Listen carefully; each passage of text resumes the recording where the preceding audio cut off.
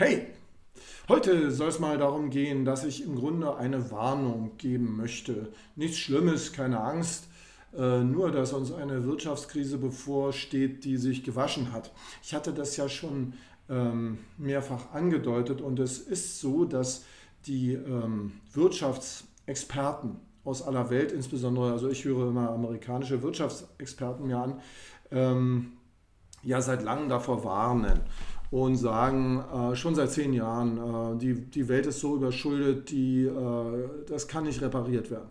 Insbesondere da die Natur des Menschen ja auch nicht so ohne weiteres änderbar ist. Also die Gier und der Schlendrian, die sind einfach eingerissen und die werden dazu führen, dass diese riesigen Schuldenberge, die angehäuft wurden, nicht zurückgezahlt werden können.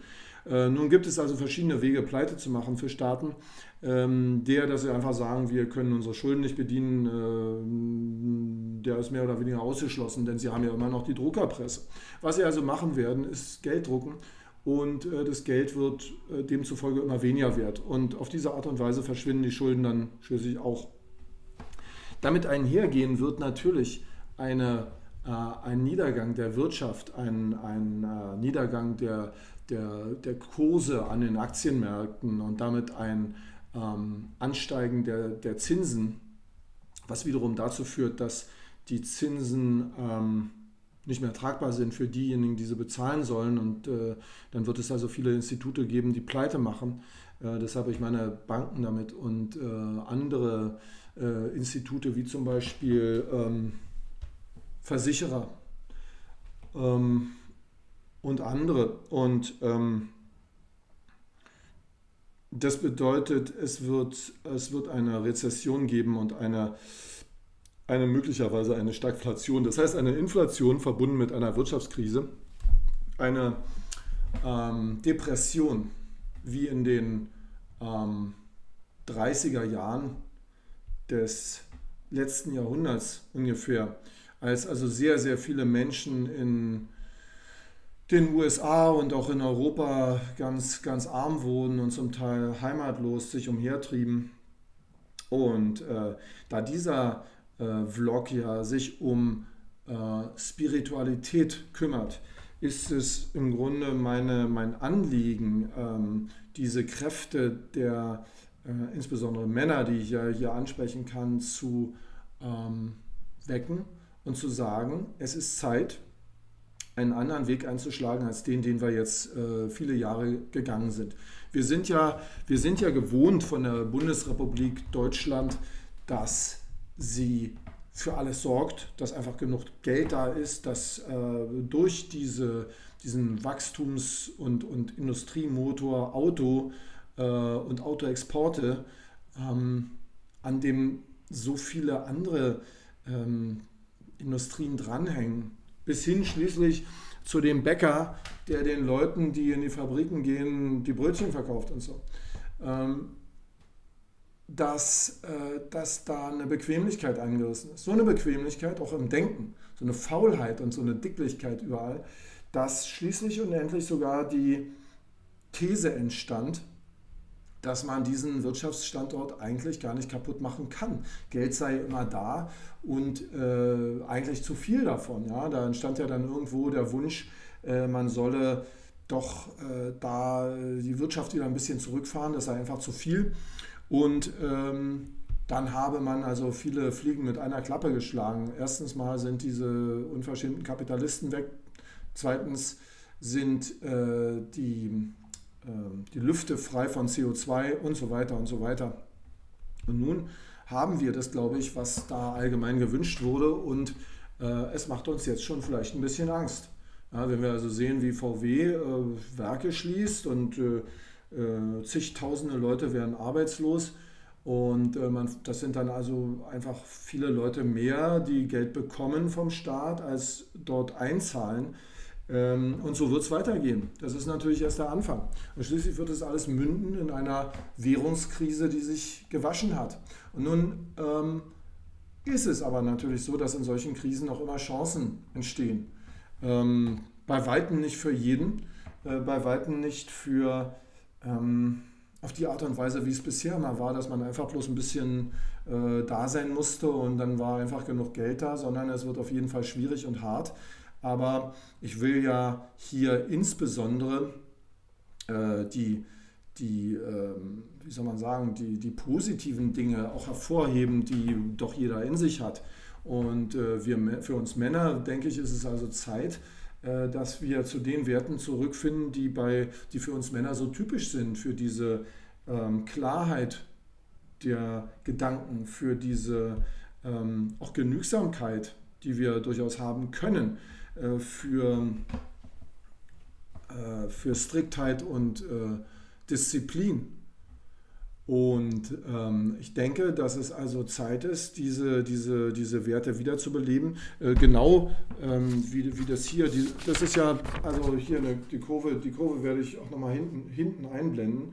Das hier ist ja eine Kurve, die zeigt, wie der normale Zyklus eines Wertpapiers abläuft. Ja, also man kommt aus einer Phase der Stabilisierung heraus in ein zartes Wachstum und das dann übergeht in eine Euphorie mit einer Spitze, die dann entsteht. Und dann gibt es so einen Kursrückgang hier und eine Bärenflagge, wie man so schön sagt, also ein Aufwärtstrend für eine gewisse Weile, der dann wieder umschlägt in einen Abwärtstrend und der dann schließlich übergeht in eine solche Stagnation, ein Basing, wie hier steht. Und genau dasselbe gilt für die menschliche Gesellschaft. Auch hier gibt es diese Zyklen und das widerspricht natürlich unserer Selbstsicht, ne, die wir ja sagen, wir machen die Wirtschaft, wir selber sind die Wirtschaft, wir gehen jeden Tag hin in die Wirtschaft, wir arbeiten und so. Aber und dann gibt es eigentlich Zyklen, die sozusagen im Grunde vorhersagbar sind und die tatsächlich unser Geschick bestimmen, wo wir doch so viele kluge Politiker haben, die unser Geschick bestimmen sollen, auf unser Geheiß hin und die sehr genau überlegen und so weiter. Und dann stellt sich raus, dass so eine Kurve hier vielleicht das ist, was unser Schicksal in Wirklichkeit bestimmt. Eine vorhersagbare Kurve. Und ich kann nur sagen, dass es genauso zu sein scheint und dass ich selber diese Diskussion hier mit diesen Zyklen seit nun, ich denke, 10 Jahren kenne und dass die Vorhersagen derjenigen, die diese machen, diese Vorhersagen, eingetroffen sind mit einer großen Präzision. Vorhergesagt wurde eine hohe Inflation, da stehen wir am Anfang. Vorhergesagt wurde ein unruhiger Werden der Welt, ein Aufbrechen der Bündnisse, ein Zunehmen der Kriege und Konflikte. Und bis vor ein paar Jahren konnte ich mir das gar nicht vorstellen, wie soll denn das gehen? Die sind doch alle so friedlich hier in Deutschland, das heißt doch immer, wir sind die Friedensmacht und so weiter. Und nun haben wir ja gesehen, wie dann plötzlich umgestellt wurde auf eine Kriegsrhetorik, die mir völlig unbegreiflich war und die ich auch noch niemals gehört habe. Und andere hanebüchene Sachen, die täglich in der Zeitung stehen und wo sich im Grunde gar keiner mehr Gedanken macht scheinbar und aufregt. Also mit der alten Bundesrepublik scheint mir das überhaupt nichts zu tun zu haben.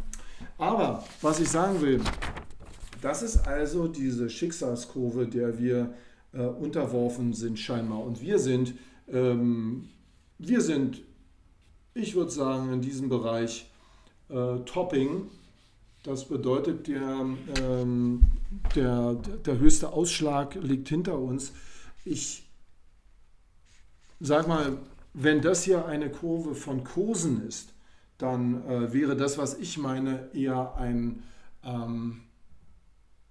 moralische Kurve für die Gesellschaft gesehen. Ja? Also für die Gesellschaft geht es jetzt nicht darum, ob die Börsenkurse ganz oben sind, sondern es geht um den seelisch-moralischen quasi auch Verfall. Ja? Der seelisch-moralische oder die Dekadenz, wie manchmal gesagt wird, die lässt sich daran erkennen, dass die Leute immer mehr weggehen von dem, was eigentlich sie am Leben erhält. Ja? Immer mehr hin zu irgendwelchen Sachen, die unproduktiv sind und im Grunde gar nicht zu ihrem eigentlichen Leben beiträgt.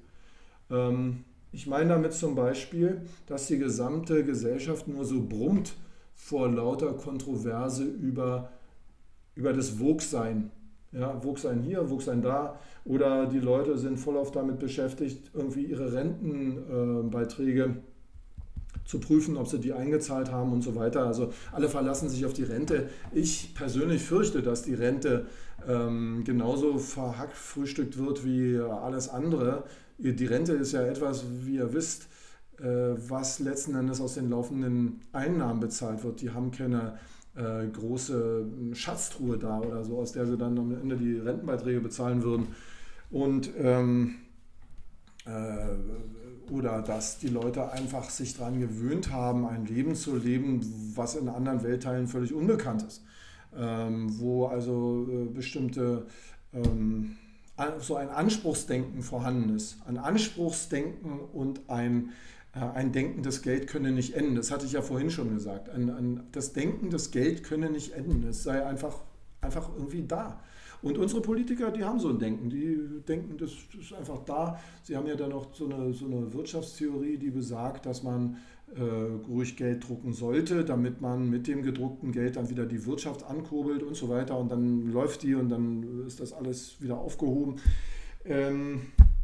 So einfach ist es eben nicht. Und die Welt hat eine Verschuldung von 100 Billionen Dollar. Die Amerikaner haben eine Verschuldung von 36 Billionen Dollar. Das sind also 1000 Milliarden Dollar. Und sie haben inzwischen so einen Schuldenzyklus, dass man sagt, dass in jedem Jahr 2 Billionen dazukommen. Ich muss immer ein bisschen aufpassen, weil auf Englisch sagt man ja Trillion und auf Deutsch sagt man Billion. Während auf Englisch heißt ja Billion Milliarde. Ja, also da kommt man leicht durcheinander, aber ich habe das, glaube ich, jetzt richtig gesagt. Kurz gesagt, die Schulden sind untragbar, aber nicht nur in den USA, sondern in allen Ländern der westlichen Welt, sodass der sogenannte globale Süden, jetzt vertreten durch die BRICS-Staaten, versucht sich davon abzukoppeln und eine andere Währung zu etablieren, UNIT genannt, auf Goldbasis teilweise. Wir werden sehen, wie weit die damit kommen, aber das Zeichen der Zeit ist, dass es dem Westen schlechter gehen wird und man kann sagen, mit einer ganz schönen Geschwindigkeit. Also, dass das so schnell gehen würde, das hat, glaube ich, niemand gedacht, auch noch durch die Politik des Westens beschleunigt, die ja dann die eigene Währung, also den Dollar insbesondere, als Waffe gegen alle möglichen Länder einsetzt, zum Beispiel gegenüber Russland, die denen nicht passen. Und der Dollar ist ja als Weltleitwährung eigentlich darauf angewiesen, dass jeder, der da investieren möchte, der sich also beispielsweise diese Staatsanleihen kaufen will, da einfach reingeht in der Sicherheit, dass er jederzeit seine Staatsanleihen wieder verkaufen kann und dass die ihm nicht einfach weggenommen werden, so wie sie es ja nun gemacht haben. Und das ist eben der Grund, dass sich das alles nochmal sehr beschleunigt hat.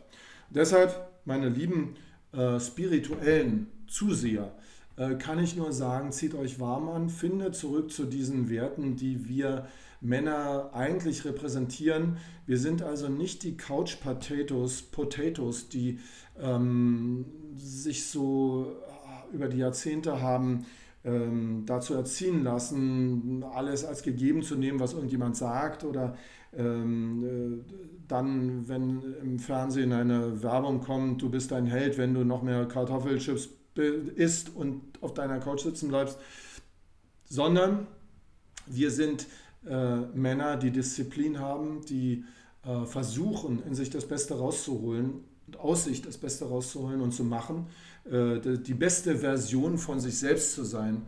Und das werden wir jetzt brauchen. Ja? Man sagt ja in der Börse immer antizyklisch. Ne? Also wenn hier die Stimmung und die Moral noch weiter nach unten gehen wird, dann werden wir versuchen müssen, antizyklisch sozusagen vor unserer eigenen Tür zu kehren und unser eigenes Selbst aufzubauen, während es nicht leicht sein wird, das zu tun. denn im Außen wird es viel Ungemach geben. Es lässt sich, glaube ich, nicht abwenden. Damit will ich erstmal das bewenden lassen und hoffe, meine Warnung kommt gut und richtig an als durchaus hoffnungsvolle Handlungsempfehlung. Und ich danke für Ihr Zusehen. Ich bedanke mich für Likes und für das Abonnieren, wenn ihr denn möchtet. Bis zum nächsten Mal, euer Spireo.